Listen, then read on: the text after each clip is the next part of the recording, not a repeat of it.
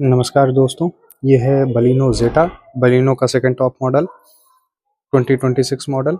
और इसमें कुछ इस तरीके से दो की मिलती हैं, जिसमें लॉक और अनलॉक की बटन आपको दी हुई होगी और कुछ भी इसमें नहीं दिया होगा। तो ये रिमोट की मिलेगी आपको, जो कि मारुति की टिपिकल जो आपको मिलती है की उससे अलग है। ये सिर्फ शुरू के ही दो मॉडल यानी जीटा और अल्फा में ही मिलती हैं। और चूंकि ये सेकंड टॉप मॉडल है तो इसमें कई सारी चीज़ें टॉप मॉडल की हैं और कुछ चीज़ें अलग भी हैं। जैसे कि इसमें आपको फॉग लैंप नहीं मिलेगा, जो कि सिर्फ अल्फा में मिलता है, लेकिन इसमें आपको एलईडी डीआरएल आपको सब कुछ मिलेगा। प्रोजेक्टर सेटअप कुछ इस तरीके से आपको मिलेगा और ये डीआरएल आपको मिलेगा। पार्किंग लाइट भी कुछ लोग कहते हैं, क्योंकि इसको ऑन ऑफ करने का जो बटन है वो आपके पास होता है। तो कुछ इस तरीके से फ्रंट इसका लुक है। और गाड़ी काफ़ी ज़्यादा भड़कीली लगती है, मतलब काफ़ी अच्छी इसकी रोड प्रेजेंस है हैचबैक के हिसाब से। और अगर इसकी हम साइड से बात करते हैं तो इसमें क्या अलग है। साइड से बात करने पे हम इसमें देख पाएंगे कि इसमें आपको जो टायर है वो एलॉय व्हील्स के साथ 16 इंचेस के मिलते हैं। और इसका जो प्रोफाइल है वो 195 55 R16 16 इंच के हैं। और ये एलॉय हैं, ये नॉर्मल एलॉय है। टॉप मॉडल में ये एलॉय आपको डायमंड कट के साथ मिल जाते हैं। इसमें आपको रियर डिस्क ब्रेक नहीं मिलेगी, फ्रंट डिस्क ब्रेक मिलेगी। साइड से अगर हम बात कर लेते हैं और क्या कुछ मिलता है, तो साइड से बात करने पे हम देख सकते हैं कि इसमें आपको यहाँ पे रिक्वेस्ट सेंसर मिलेगा। रिक्वेस्ट सेंसर के साथ साथ आप यहाँ की से भी अनलॉक इसको कर सकते हो। तो दोनों तरफ आपको रिक्वेस्ट सेंसर है, जैसे कि मेरे पास अभी की है, अनलॉक नहीं किया हूँ और इस तरीके से गाड़ी ओपन हो जाएगी। साइड में आपको जो है इस तरीके से अंदर से ही electrically foldable and adjustable side mirror मिलते हैं विथ टर्न इंडिकेटर्स। यहाँ पे टर्न इंडिकेटर दिए हुए हैं। तो अल्फा और जीटा में ही आपको 16 इंच के व्हील्स मिलते हैं, बाकी आपको 15 इंचेस के व्हील मिलेंगे। और अगर रियर से हम देखें तो रियर से इसका लुक कुछ इस तरीके से है। कंपनी फिटेड जो है इसमें रियर कैमरा आता है विथ 4 पार्किंग सेंसर्स। ये 6 एयर बैग इसमें अब मारुति में स्टैंडर्ड हो चुका है। कैमरे की प्लेसमेंट यहाँ पे आपको मिलेगी। और एक सबसे अच्छी बात है, रियर वाइपर और डीफॉगर के साथ यहाँ पे जो है आपको ये देखने को मिलेगा। और अगर बूट ओपन करें तो बूट ओपन करने के लिए आपको 2 बार अनलॉक करना पड़ेगा और उसके बाद आपको बूट मिल जाएगा। कुछ इस तरीके से इसका बूट स्पेस है, काफ़ी बड़ा बूट स्पेस है। और बूट स्पेस के साथ साथ इसमें आपको ये तो सीट कवर्स जो हैं प्लास्टिक थी वो है, आपको ये इमरजेंसी के लिए ये और ये टूल किट वगैरह सारी चीज़ें मिलेंगी। साथ के साथ इसमें आपको जो है नीचे स्टेपनी यानी एडिशनल व्हील्स भी मिलेंगे, जो कि कुछ इस तरीके से इसकी प्लेसमेंट है। और ये भी अपोलो के टायर्स हैं और ये एक साइज छोटे स्टील के साथ है। इसका जो प्रोफाइल है 185 65 R15 इंचेस के ये आपको मिलेंगे। और पार्सल ट्रे आपको कंपनी के साथ मिलेगी। इसका क्रोम ट्रीटमेंट कंपनी के साथ ही आपको मिलेगा। तो कुछ इस तरीके से साइड से पूरी गाड़ी दिखती है। अब हम चलते हैं गाड़ी के अंदर। गाड़ी के अंदर आपको कुछ इस तरीके से जो है इसकी स्टीयरिंग मिलेगी।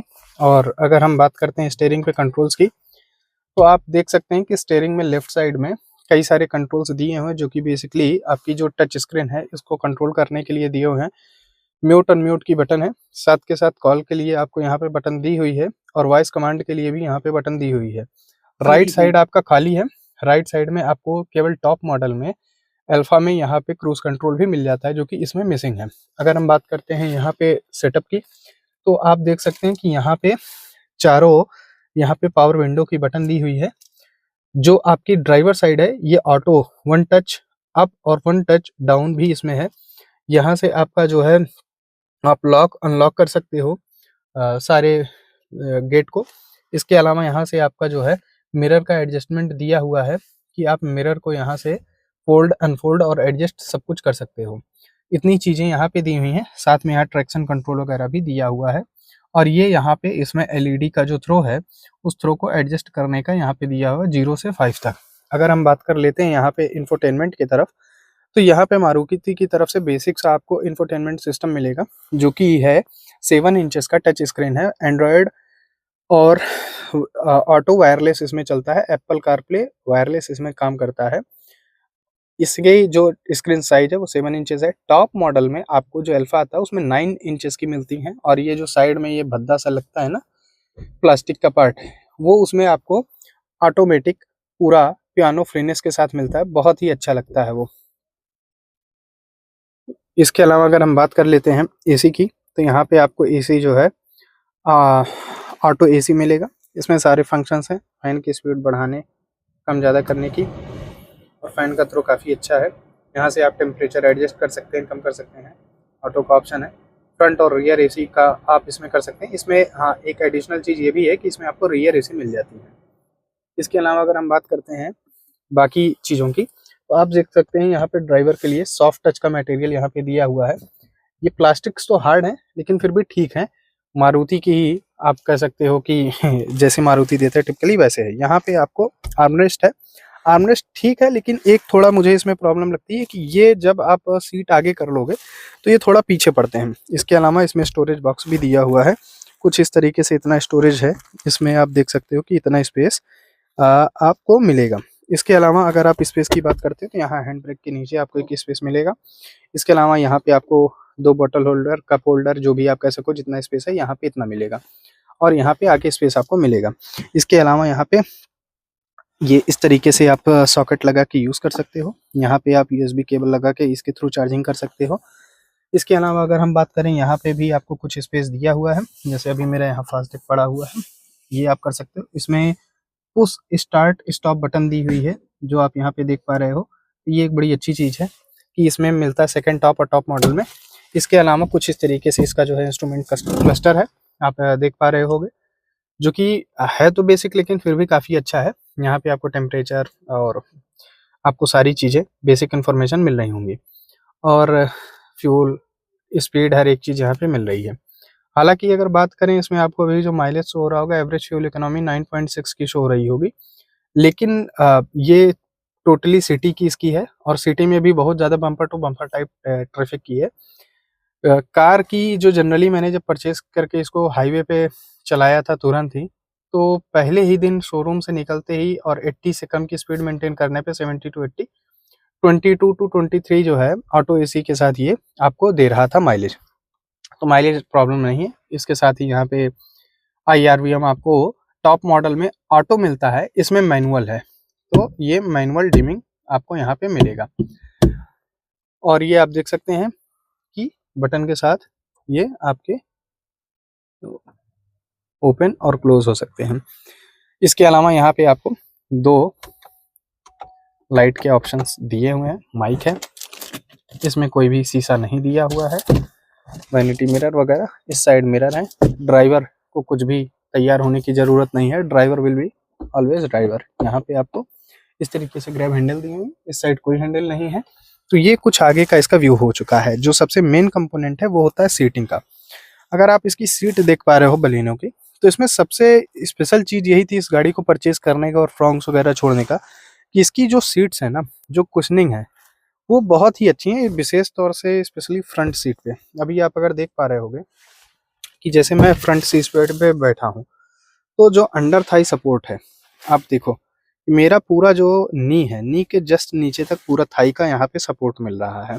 तो काफ़ी अच्छा स्पेस यहाँ पे मिल रहा है दोनों साइड से। इसके अलावा जो साइड की ये कुशनिंग है, ये एक्स्ट्रा चीज़ आप देख पा रहे हो, ये जो पकड़ के रखती है ना पूरे थाई को, ये बहुत ही ज़्यादा कंफर्टेबल होता है। इसके अलावा अगर हेडरूम की बात करें, तो हेडरूम भी काफ़ी ठीक है, मतलब हैचबैक के हिसाब से। चूँकि मेरी हाइट 5'10" के अराउंड है, तो 6 फुट तक के बंदे के लिए जो है स्पेस पर्याप्त है। उससे ऊपर अगर किसी को होगा तो डेफिनेटली सिर लड़ेगा।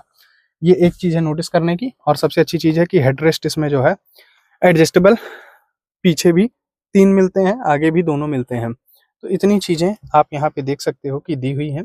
अब हम चल देते हैं थोड़ा पीछे। इन और आउट काम भर का ठीक है।